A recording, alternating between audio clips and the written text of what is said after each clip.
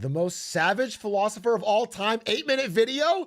Wait a minute, he's a hero, it's a banger! Of philosophers, we generally imagine someone who writes long, complicated passages within the depths of their study. Maybe we even imagine the classy existentialist talking futility over a cup of coffee in the Saint-Germain. And then there's Diogenes, a homeless man who urinated on people, lived with dogs, and masturbated in public that we still talk about to this day. To put it simply, this guy cared little for the opinions of others. In the greatest of accounts, Diogenes would roast the philosophers and the rulers of his age, only to leave them dumbfounded by his unassuming wit. Where do we even begin with this man? Especially when he has no authored written material preserved and... I feel like you can say this about any Twitch chatter. So far, I'm not sold. They all think they have the unmatched wit that is tearing down the philosophers of their age, but they're just fucking Socrates nuts or whatever. It's not, it's not as savage or impressive as they think. It's not. And thus, we must rely on secondhand written accounts of his absurd life. Since the events of his life are so blurry, let's lay out his philosophy, which is more of a doing than written system involving acting out what you believe in, more so than other philosophies. Many consider Diogenes to be the founder of cynicism, an ideology that is so unconventional. Many scholars find it difficult to call it a school of philosophy. Cynics believe, as do the Stoics, that they have found the shortcut to virtue through their certain lifestyle, although they also address that this shortcut is actually really hard to attempt. We can see this difficulty in living your life as a cynic, as its very name suggests a dog-like existence. The word cynic in Greek is komikos, which also means dog-like. This naming either came from one of the first of the cynics' nicknames being similar to the word dog, or from Diogenes, who would shamelessly perform his private acts in public, and was later deemed Diogenes the dog. That is crazy. He needs to stop jerking off in public. I think there's no philosophy component to that. And everyone calling him, you dirty dog, is not an impressive... Specifically one account in which, when seen living amongst the dogs and appearing just as dirty as them, he was called a dog by passerbys. Not being one to contest such a statement as being a dog and his philosophy is quite virtuous, he embraced the name by urinating on the name callers, as a dog would. To not get sidetracked, the ethics of this philosophy are really quite simple. Live in accord with nature. Cynics see society as overcomplicating everything and instead embrace existence in nature as a dog would. Diogenes is quoted as saying, "Humans have complicated every simple gift of the gods." In this statement... Was this guy just a furry? Just a dog furry? He just wanted to do everything like a dog. It doesn't make you...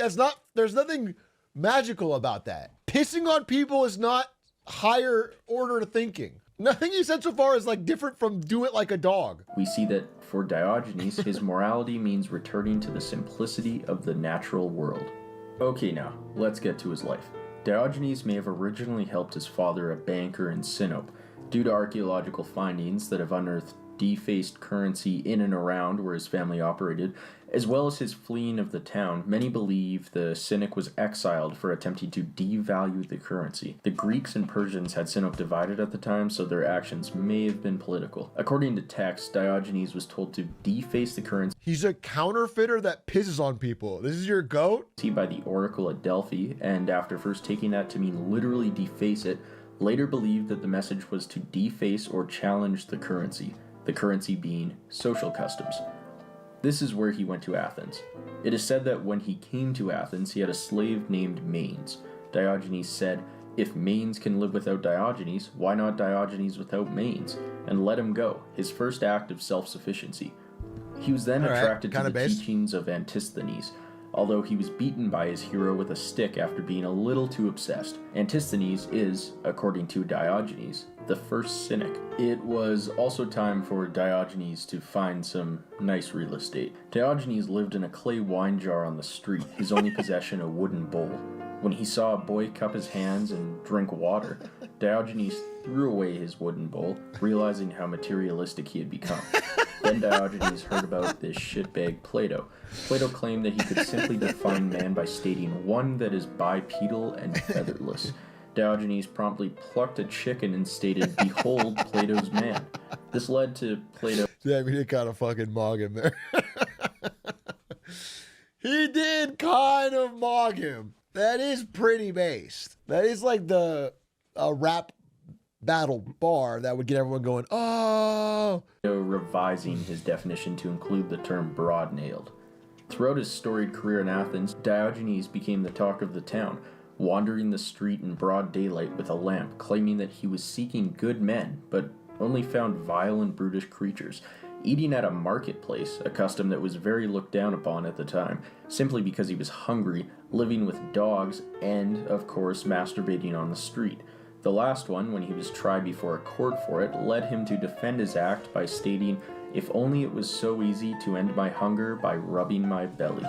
Despite all this, he was quite well loved in Athens for his naked and pervy shenanigans, acting as a designated crazy uncle to the strict and serious Athenian populace. Funny. Then, one night, he was taken by pirates and sold as a slave in Crete. When asked by his owner what his previous occupation was, Diogenes, instead of freaking out, told him that he governed men. He either said this because he generally saw himself as a king in Athens, or because the phrase govern men and teach men were quite similar and this was a dad joke level pun. His owner loved this and hired him as a tutor to his kids in Corinth. Oh. Even then, he didn't stop. Upon hearing that an army was approaching Corinth, he witnessed the citizens of his village running and screaming in a frenzy. Not wanting to be left out of the fun, he began rolling his clay wine jar up and down. He still had it? When asked why, he stated that he was just being as useful as the citizens.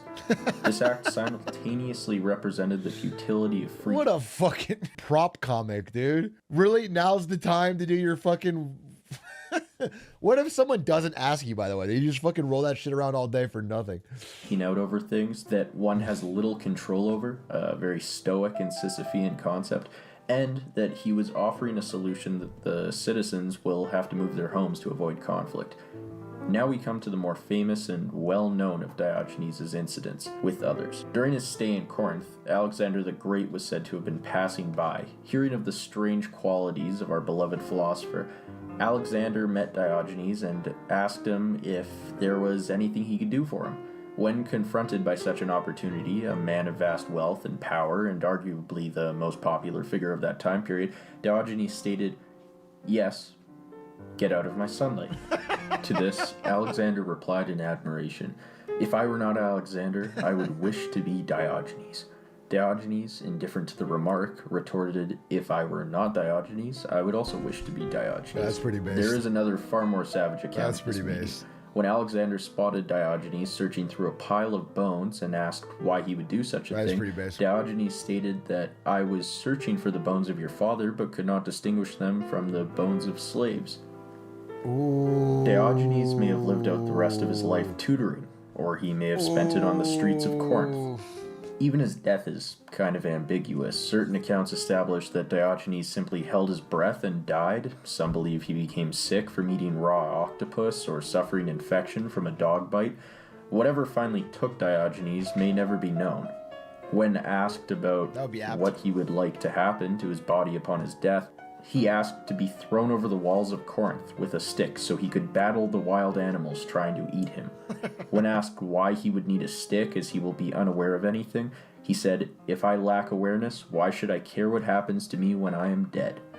We see that even as he faces his mortality, Diogenes continued to push the customs of his period, a consistent advocate of simplicity. I think he said, "When I die, make sure to, in a few thousand years, make a cool YouTube video about me so streamers can get react content." And it's kind of an honor to be part of his dying wish in 2025. It really is. He had a lot of foresight to say that. He has the highest virtue.